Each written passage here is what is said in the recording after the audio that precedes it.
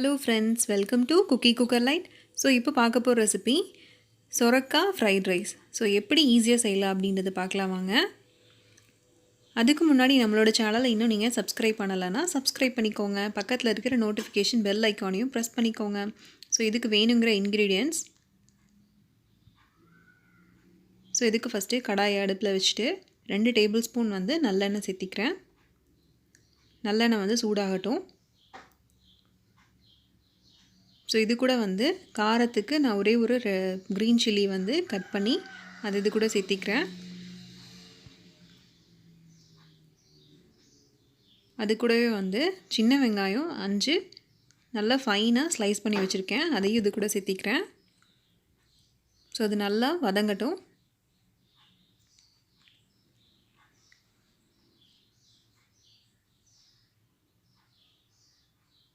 அடுப்பு நல்லா மீடியம் ஃப்ளேம்லேயே வச்சுக்கோங்க.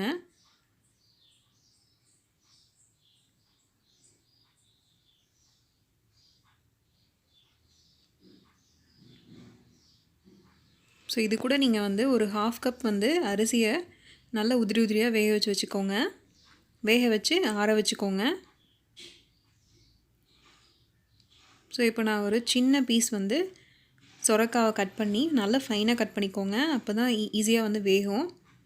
இல்லை அப்படின்னா துருவி போட்டுக்கோங்க. ஸோ கட் பண்ண அந்த சொரக்காவை போட்டு நல்லா வதக்கி விட்டுக்கலாம். இதுக்கு வேணுங்கிற அளவு சால்ட் வந்து நான் 1 டீஸ்பூன் வந்து சால்ட் ஆட் பண்ணுறேன். ஸோ சொரக்காய் வேகணும்ல, அதனால் ஒரு 1/2 கிளாஸ் தண்ணி வந்து ஊற்றுறேன். தண்ணி நல்லா அப்சர்வ் ஆகிற அளவுக்கு வேக வச்சுக்கோங்க. ஸோ இப்போ தண்ணி நல்லா அப்சர்வ் ஆகிடுச்சு. இப்போது ரெட் சில்லி சாஸ் வந்து 2 டீஸ்பூன் ஆட் பண்ணிக்கலாம். ஏற்கனவே ஒரு மிளகாய் வந்து போட்டிருக்கோம். இது கூட வந்து டொமேட்டோ கெச்சப் இருந்தது அப்படின்னா அது வந்து 1 டேபிள் ஸ்பூன் வந்து போட்டுக்கோங்க. இல்லை அப்படின்னா நீங்கள் தக்காளியை வந்து ஃபைனாக கட் பண்ணி வெங்காயம் வதக்கும் போதே நீங்கள் அதையும் சேர்த்து வதக்கிக்கோங்க. இப்போ நல்லா கலந்து விட்டுடலாம். ஒரு 5 செகண்ட்ஸ் வந்து இது நல்லா குக் ஆகட்டும்.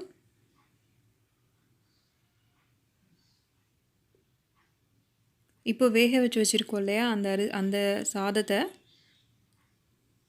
இது கூட சேர்த்து கலக்கி விட்டுக்கலாம். இது நல்லா சூடானதும் அதுக்கப்புறமா கலந்துக்கலாம்.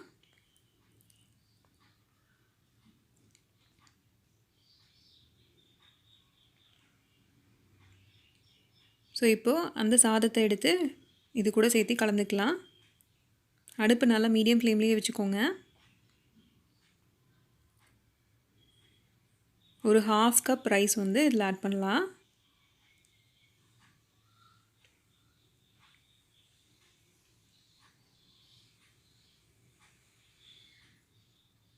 ரைஸை போட்டு ரைஸ் வந்து உடையாத அளவு நல்லா கலந்து விட்டுக்கோங்க.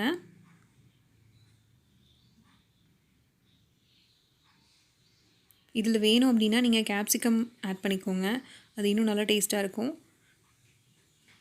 பூண்டையும் நல்லா வந்து ஃபைனாக கட் பண்ணி வதக்கும் போதே அதையும் சேர்த்து நல்லா வதக்கிக்கோங்க. அப்போ அதுவும் இன்னும் நல்லா டேஸ்ட்டாக இருக்கும். ஸோ இப்போ நம்ம சொரக்காய் ஃப்ரைட் ரைஸ் வந்து ரெடி ஆகிடுச்சு. இது ஒரு 5 நிமிஷம் அப்படியே வந்து அடுப்புலேயே இருக்கட்டும். ஸோ இந்த மாதிரி நிறைய வீடியோஸ்க்கு நம்மளோட சேனலை சப்ஸ்கிரைப் பண்ணிக்கோங்க. இப்போது சொரக்காய் ஃப்ரைட் ரைஸ் வந்து ரெடி ஆகிடுச்சு. ஃபைனலாக வந்து கொத்தமல்லி வந்து கட் பண்ணி வச்சுக்கோங்க, அதை வந்து இது கூட ஆட் பண்ணிக்கலாம். ஸ்ப்ரிங் ஆனியன்ஸ் இருந்தது அப்படின்னா அதையும் இது கூட ஆட் பண்ணிக்கோங்க, அது இன்னும் நல்லா டேஸ்ட்டாக இருக்கும்.